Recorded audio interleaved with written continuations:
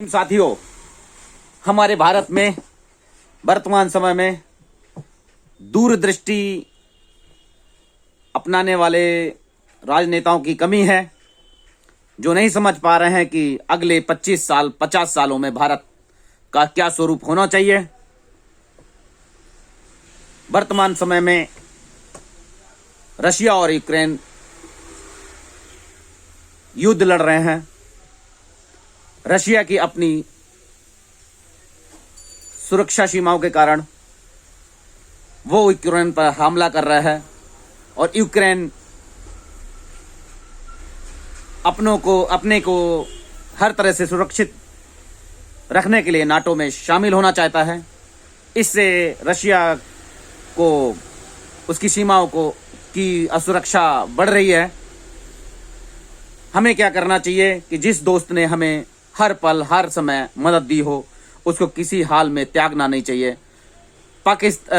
चीन का ये हाल है कि वो मजबूरीवश सिर्फ एशिया में अपना प्रभाव साबित करने के लिए रूस के साथ खड़ा है, और रूस भी भारत का थोड़ा झुकाव अमेरिका की तरफ देखकर चीन की तरफ एशिया में स्थिति को संतुलित बनाए रखने के लिए चीन की तरफ जा रहा है। पर चीनी ड्रैगन बहुत मौकाप्रस्त है। ये कहीं ना कहीं अपने सीमाओं की विस्तार के लिए आज रशिया का साथ देने के लिए कोशिश कर रहा है। सिर्फ ये ऐसे समय का संबंध है जो मौकाप्रस्त है। चीन हमेशा मौकाप्रस्त रहा है और भारत को अपनी मित्रता निभानी चाहिए। भारत को देखते रहना चाहिए कि स्थिति क्या है युद्ध में, और अपनी सेनाओं में रेड अलर्ट जारी कर देना चाहिए। हमारा इतना बड़ा वर्ग, इतना बहुत ज़्यादा हमारे देश में नौजवान इस टाइम देश में है, उनको अनिवार्य रूप से मिलिट्री ट्रेनिंग दे देनी चाहिए, क्योंकि अगले 25 साल 50 सालों में हमें ऐसी परिस्थिति के लिए तैयार रहना होगा। हमें ऐसी परिस्थिति के लिए हमेशा तैयार रहना होगा।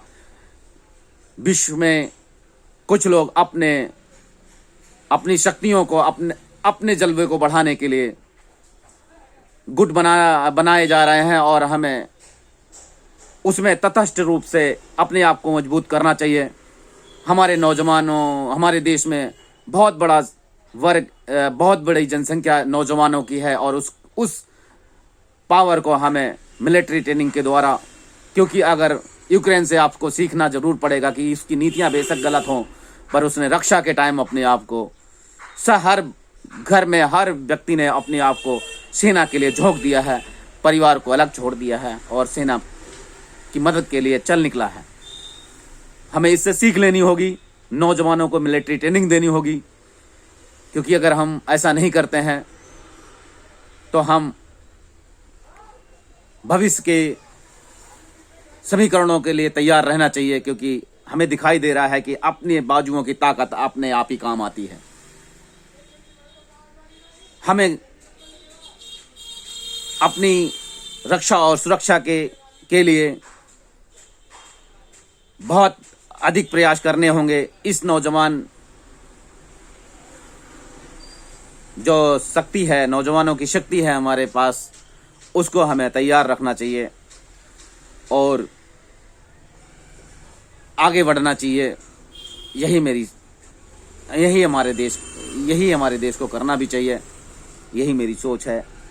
बाकी आप लोग देश में बहुत लोग रक्षा विशेषज्ञ और